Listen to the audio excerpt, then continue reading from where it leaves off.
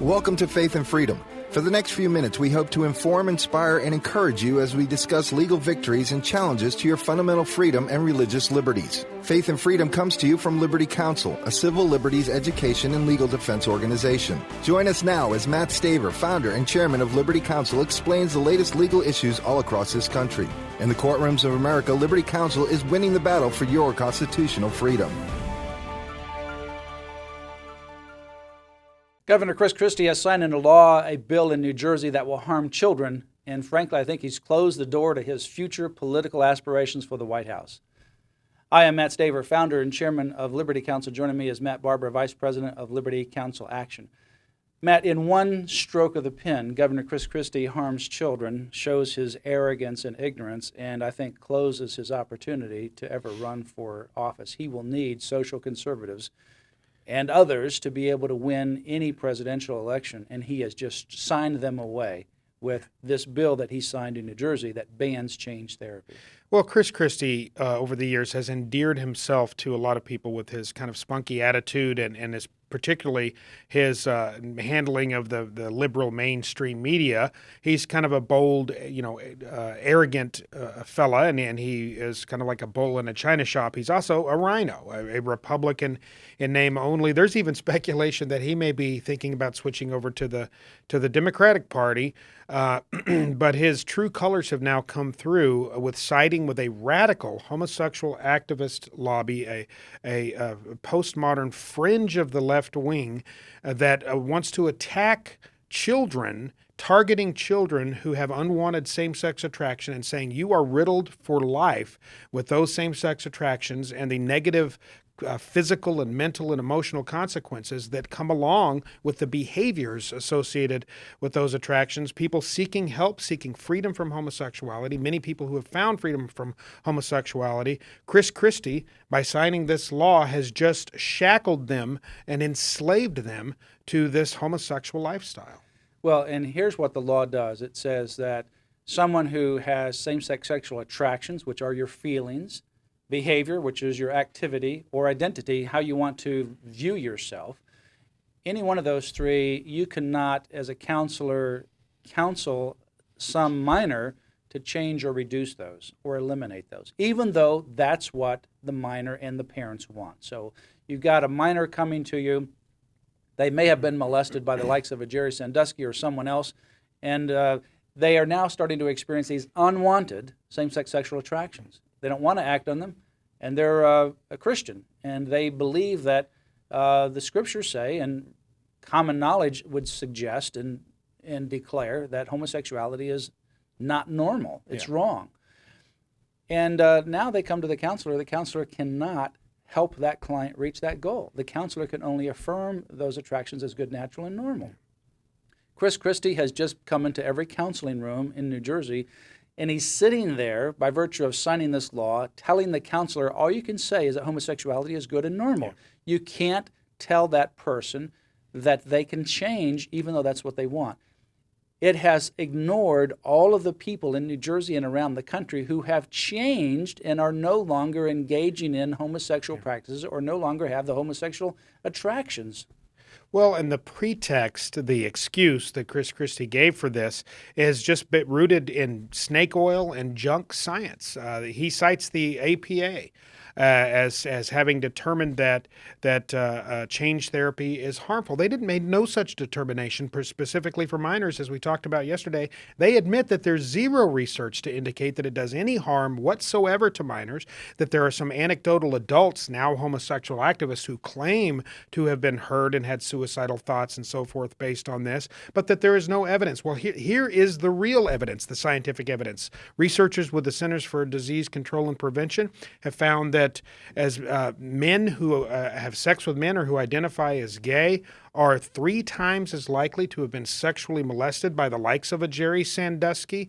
A study with the Archives of Sexual Behavior, a liberal scientific publication, peer-reviewed study, determined that more than 40% of men in their study who identify as gay or who have sex with other men were sexually molested by the likes of a Jerry Sandusky. So ex-gays, former homosexuals in New Jersey are calling this the Jerry Sandusky Victimization Act because they're re-victimizing these boys and girls who may have been sexually molested and and that their same-sex attraction stems from that molestation. They're saying, nope, you're stuck with that. You are now gay. And that is just unconscionable. It's horrible. Yeah, and in fact, one of our clients, Dr. Tara King, who was a lesbian and got into the lesbian lifestyle after being sexually molested by another individual, then became involved in the lesbian lifestyle and has left the lesbian lifestyle.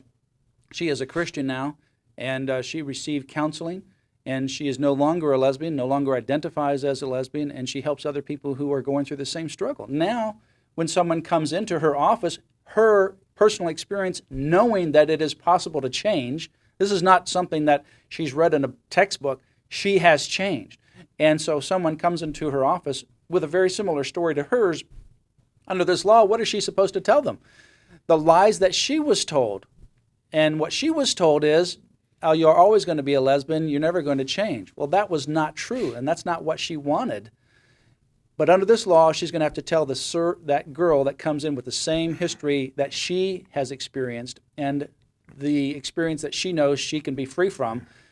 Sorry, I can't share my experience with you, but I can say what the law says, and that is you just need to accept it as natural and normal, even though every fiber in her being knows that that's not true, and it conflicts with the client's religious beliefs. Yeah. That's the kind of atrocity that this law has wreaked. And this came from the hand of Governor Christie. Frankly, by signing this, he shows his ignorance and arrogance, and he shows the fact that he has just lost, if he ever had an opportunity, but he had just lost any hope of getting the conservative or particularly the social conservative base for any future run for the White House. Well, there's no doubt whatsoever that Christie has been posturing for a run at the White House. You'll recall in the 2012 election how he became buddy-buddy with President Obama and was posturing, trying to, New Jersey's a liberal state, so he's trying to walk a fine line between being a Republican governor in a relatively liberal state. So there's no doubt that he is intending to run for president. I think he thought that this might actually be a benefit him, but he is going to find that he has signed away, I believe, his chances at the presidency of the United States. I think he has, no question about it. We, Liberty Counsel, we filed the suit against California, and they had a change therapy law there. It was supposed to go into effect on January 1 of 2013. We got an injunction against it in late December of 2012. And then I argued it at the Court of Appeals after that. And we are still waiting on that decision. But that law is identical to the law in New Jersey. In fact, the New Jersey law used the California law. So it started in California. We've got an injunction pending against it, so that law is not going into effect. We're still waiting on the final ruling from the Court of Appeals. And then now the New Jersey law is patterned after it. Again, we understand that Massachusetts is considering this. Imagine the impact that it has on a counselor. Counselors sitting there counseling, and they may not be counseling on this issue, but this issue now comes up. Someone has drug addiction, depression, whatever, and the person now says, I've been struggling with these same-sex attractions, and then begins to relate a story about, say, molestation, and whether or not they've had molestation or not. They relate this story about the fact that they're struggling with these same-sex attractions. I don't want to act on them. I don't consider myself homosexual. What's the counselor supposed to do? Right. Well, even beyond that, beyond the bad science behind these bills, is the fact that this is a violation of the First Amendment. That's what clearly. I mean. Yeah, it's the counselor viewpoint discrimination. And the counselor is supposed to, under the ethical codes, try to help this client reach their objective. But they can only give one viewpoint. So this is the only time in history that a law has, other than California, has said that a counselor can only give one viewpoint. That you can only say that homosexuality is good, but you can't say that homosexuality is bad or can change. That's just unconscionable. That's the worst kind of First Amendment violation that you can imagine. Go to Liberty Counsel's website. We ask that you support Liberty Counsel in your prayers and your financial support. You can make an online credit card contribution there as well. And our phone number and our address is on the lc.org website as well. And on that website, you can find more information about Liberty Counsel, how you can support Liberty Counsel. But these battles are heating up all over the country, and Liberty Counsel is there on the very front lines trying to fight for family, faith, and freedom.